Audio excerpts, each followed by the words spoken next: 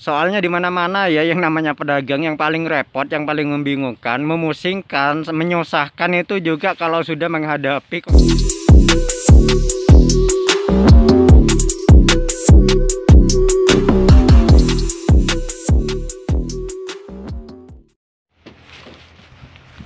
Assalamualaikum warahmatullahi wabarakatuh. Oke sobat, balik lagi dengan saya Cak Pat. Dagangan masih ada ya, masih tinggal mungkin bisa dibilang 50% lah sisanya, karena masih menuju ke lokasi yang terakhir. Ini seperti biasa ya, di tempat yang biasa saya bikin vlog. Ini di pertengahan antara lokasi pertama dan juga yang kedua. Oh iya, lupa. Salam sejahtera untuk semuanya ya, mudah-mudahan selalu diberi kesehatan, diberi kelancaran usaha dan juga rezeki, dan mudah-mudahan selalu diberi kemudahan dari segala urusan masing-masing. Oke, saya ingin melanjutkan masalah video yang kemarin. Kemarin itu yang kita bahas adalah masalah kesulitan menentukan modal untuk jualan sayur keliling, dan juga kesulitan masalah menentukan jumlah barang yang kita jual supaya bisa takarannya bisa pas ke konsumen. Jadi bisa dibilang itu kita menjual barang itu bisa sekali jalan bisa langsung habis, sekalipun sisa itu mungkin sangat minim. Oke, di sini ya sebenarnya pada saat itu ketika kami berempat sudah mulai bisa menentukan modalnya, modal yang harus dikeluarkan itu untuk 2 lokasi, 3 lokasi itu berapa. Di sana masih ada tantangan lagi yang kita hadapi pada saat itu. Jadi ketika jualan sudah mulai lancar, konsumen juga sudah mulai sudah mulai banyak yang kenal, dan sebagian sudah menjadi pelanggan. Jadi tantangan yang pertama waktu itu adalah sudah mulai banyak yang berani ngutang. Jadi di situ tantangan itu mengharuskan kita memiliki 2 pilihan. Kita kasih mereka berhutang atau enggak.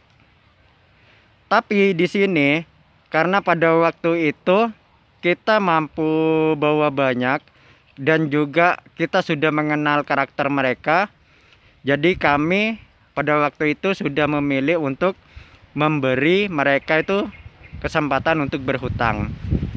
Namun ada kesalahan pada waktu itu, yaitu memberi mereka berhutang namun tanpa batas. Jadi mereka bisa berhutang kapan saja dengan jumlah berapapun tanpa ada ukuran. Jadi itu yang menjadi kesalahan buat kami pada waktu itu.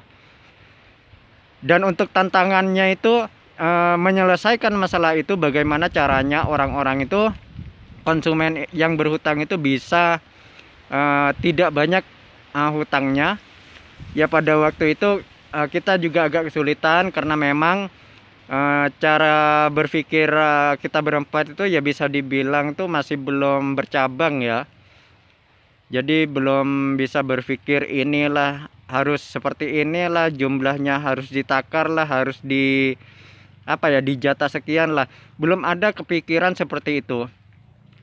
Jadi pada waktu itu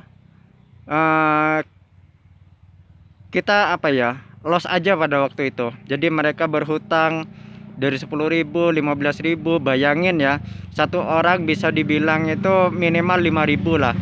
Kita hitung sampai 10 orang. Halo, kita hitung sampai 10 orang. Kalau 5.000 sudah berapa? 50.000. Sedangkan pada waktu itu pelanggan kita itu jumlahnya ratusan loh. Dan saya sendiri kalau sudah jualan, yang berhutang sekali, konsumen berhutang keseluruhan itu jumlahnya totalnya itu bisa lebih 1 juta dalam 1 hari. Itu dulu, karena dulu kan masih belum ada pedagang, jadi kita itu selalu sportif di lokasi masing-masing. Kalau bukan lokasi sendiri kita nggak masuk, meskipun teman kita itu libur kita tetap nggak masuk pada waktu itu. Jadi Meskipun misalnya salah satu konsumen teman kita pada waktu itu punya pesanan, mungkin kita cuma ngantarkan pesanan aja. Jadi kita nggak berjualan di lokasi teman. Soalnya apa? Takutnya ada perselisihan harga di situ. Karena kita menggunakan konsep serba 1.000, itu ada yang menggunakan serba 1.000 itu sudah patokan, nggak bisa ditawar lagi. Ada yang serba 1.000 itu bisa beli 3 2.500. Ada juga di sana yang main takaran langsung di tempat. Itu. Jadi kerepotannya di situ. Makanya kita itu berempat itu selalu bersikap sportif dalam berjualan, tidak saling mengganggu lokasi.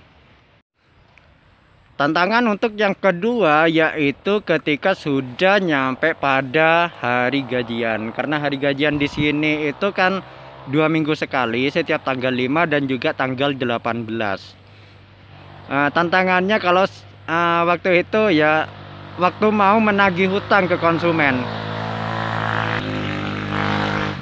Kita di sana memiliki kesulitan ya, soalnya apa namanya, mental kita itu masih mental apa ya, bisa dibilang itu masih lembek ya mentalnya. Jadi kita itu masih ragu, masih malu gitu yang mau nagih pada waktu itu. Jadi tantangan yang kedua itu pada waktu itu.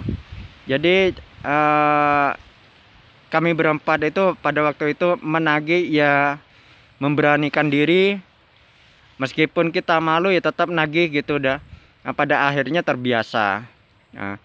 Namun selanjutnya sudah jualan tuh sudah lancar ya, semakin banyak yang utang, semakin banyak pula catatannya. Jadi di situ bikin pusing lah. Dan untuk cerita selanjutnya yang masalah catatan hutangnya itu nantinya jadi berapa, itu nanti akan saya ceritakan di video selanjutnya ya. Di sini ketika sudah mulai lancar, konsumen itu berhutang, masing-masing konsumen itu rata-rata itu bisa mencapai ratusan ribu per orang, bahkan ada yang jutaan pada waktu itu ya. Jadi itu membuat kami itu kebingungan mau nagih gimana gitu, nggak ditagih ya gimana pada waktu itu kan, karena kita masih belum memiliki pikiran untuk memberi jatah hutang pada konsumen. Besarannya itu paling besar itu berapa per gajian, atau per setengah bulan, per 2 minggunya, maksimal itu harus berapa, minimalnya berapa gitu kan. Soalnya di mana-mana ya yang namanya pedagang, yang paling repot, yang paling membingungkan, memusingkan, menyusahkan itu juga kalau sudah menghadapi konsumen yang berhutang. Apalagi konsumennya itu sulit ditagih, kadang kalau udahnya sampai waktunya kadang ngilang-ngilang, entah dianya kemana. Kita meskipun kita cari dianya nggak ada, baru 2-3 hari 4 hari dianya baru nongol, tapi bilangnya uangnya udah habis. Nah itu yang bikin repot. Itu justru menjadi tantangan buat kami pada waktu itu. Jadi kami berempat itu sering bermusyawarah itu bagaimana cari solusinya gitu. Nah pada akhirnya kita menemukan solusi. Bagaimana caranya itu konsumen yang memiliki hutang yang sudah banyak, jadi kita nggak ngasih mereka tuh berhutang. Pada waktu itu kenapa konsumen yang sudah memiliki banyak hutang itu nggak kita kasih berhutang? Jadi kita meminta pada konsumen supaya hutang yang sebelumnya yang udah besar supaya dicicil terlebih dahulu sampai lunas gitu. Meskipun nggak lunas lah, minimal lah sudah bisa bersisa sedikit gitu. Jadi setelah itu mereka udah boleh berhutang lagi pada kita. Namun pada waktu itu sudah kita jatah besarannya itu berapa. Karena pada waktu itu kita itu menentukan dengan besaran 100.000 pada waktu itu. Jadi terbesarnya 100.000 itu. Cuma memang nggak semuanya yang punya hitung tuh bayar. Ada beberapa, bukan hanya ada berapa ya, mungkin di sini tuh masih banyak ya yang punya utang pada waktu itu. Cuma udah saya ilangin semuanya, jadi saya nggak mau mikirin itu lagi. Udah saya anggap itu semuanya itu sedekah gitu. Jadi dari situ kita sudah mulai bisa berpikir dan sudah bisa mulai menjatah jumlah sayuran. Jadi kita kulakan sudah bisa mampu mengukur jumlah kulakan sayur pada waktu itu.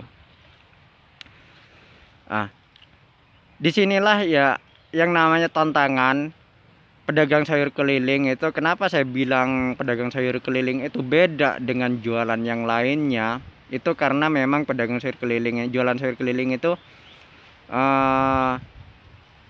tantangannya itu lebih banyak.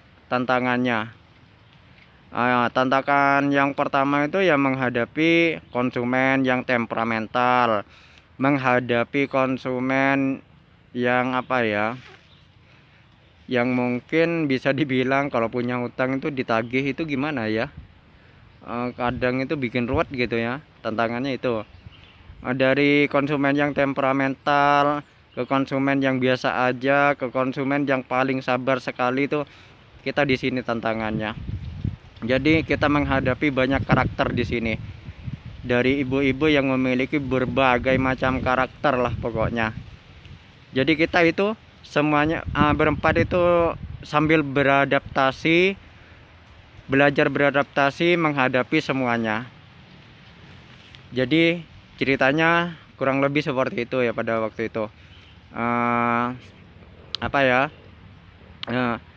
Dan cerita selanjutnya nanti yang akan saya ceritakan tuh beda lagi ya. Masih ada lagi banyak ceritanya. Ini mudah-mudahan ini juga bisa bermanfaat untuk kawan-kawan kita yang lain ya. Oke, sekian dulu ya. Saya mau lanjutin jualan dulu karena dagangan juga masih banyak. Takutnya nanti itu jajanannya yang paling beresiko, soalnya di sini jajanannya tuh masih banyak. Itu kalau udah sisa tuh bau udah. Apalagi banyakan jajanan yang pakai parutan kelapa itu.